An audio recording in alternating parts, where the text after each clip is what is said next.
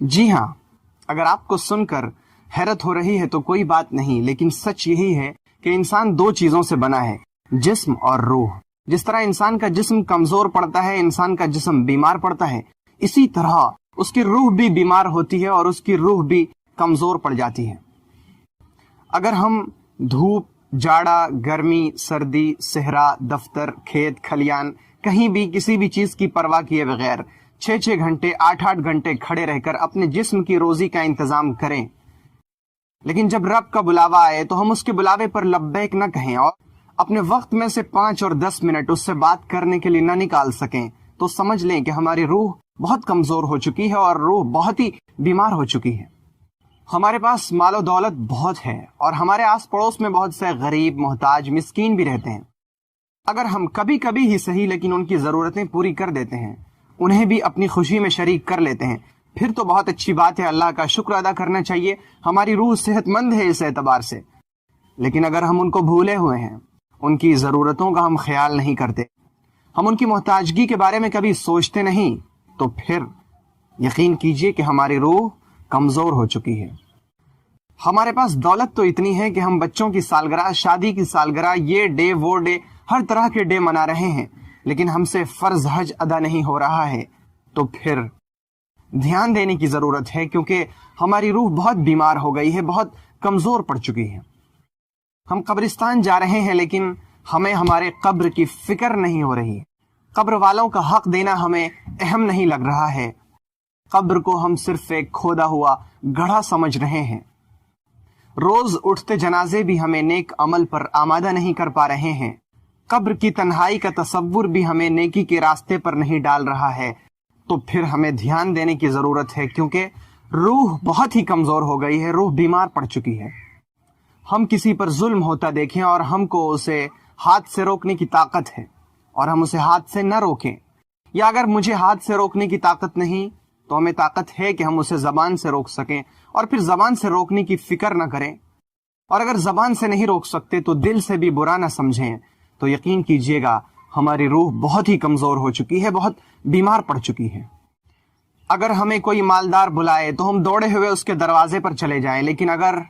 کوئی غریب ہمارے دروازے پر اپنی ضرورت لے کر آئے تو ہم اس کی ضرورت سننے کے لیے خود اپنے دروازے تک نہ جا سکیں، تو سمجھ لیں کہ روح یقیناً بہت ہی بیمار، بہت ہی کمزور پڑ چکی ہے۔ دن میں گھنٹوں سوشل میڈیا کا چکر لگائیں، ہمارے پاس طرح طرح کے ناول اور طرح طرح کی ڈائجسٹ پڑھنے کا وقت ہو، لیکن قرآن کریم کی 50 آیتیں پڑھنے کا وقت نہ ہو، تو سمجھ لیجئے کہ یقیناً روح بہت ہی کمزور پڑ چکی ہے۔ دوستوں کی مجلس میں بے حساب خرچ کریں، رسم و رواج میں، شادی بیاہ میں خرچ کرنے کے لیے ہمارے پاس ہزاروں نہیں بلکہ لاکھوں روپے ہوں، لیکن جب دینی کاموں میں خرچ کرنے کی بات آئے تو پھر جیب میں 2 روپے اور 5 روپے کا سکہ تلاش کریں، تو یقین کیجئے گا روح بہت ہی کمزور ہو چکی ہے۔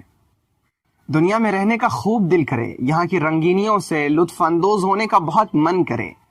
دنیا سے تو ہم اپنی امیدیں لگائیں، اپنی آس لگائے رہیں، 5 سال اور 10 سال اور 15 سال کے آگے کی پلاننگ کریں،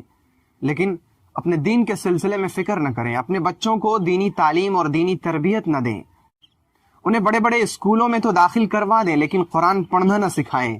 تو یقین کیجئے گا ہماری روح بہت کمزور ہو چکی ہے۔ جی ہاں،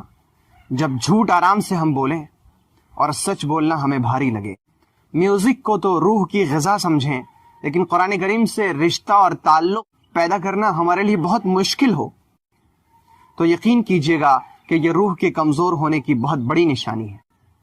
دنیا کے معاملے میں اپنے سے اوپر والوں کو دیکھ کر شکوہ کریں اور اپنے سے نیچے والوں کو دیکھ کر شکر ادا نہ کریں، تو سمجھ جائیں کہ یہ بھی روح کے کمزور ہونے کی نشانی ہے۔ اور جب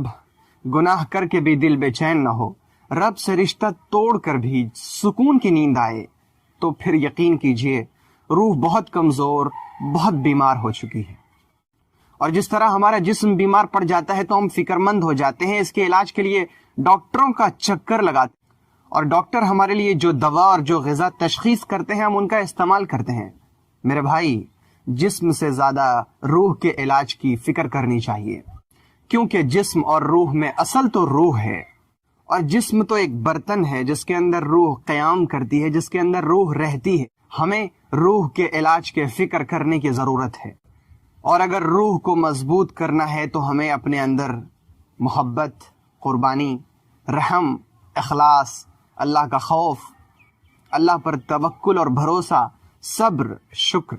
ہمدردی اور انصاف پیدا کرنا ہوگا۔ اور یہ سب خود سے نہیں ہوگا، کیونکہ جب ہمارا جسم بیمار پڑتا ہے تو کیا ہم اپنے آپ کا خود سے علاج کرتے ہیں یا کسی ڈاکٹر کے پاس جاتے ہیں؟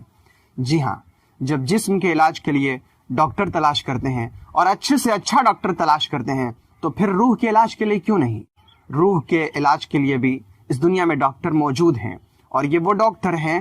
جنہوں نے اللہ کی محبت کا کورس کیا ہوتا ہے، جو اللہ کو جاننے والے اور اس کی معرفت رکھنے والے ہیں۔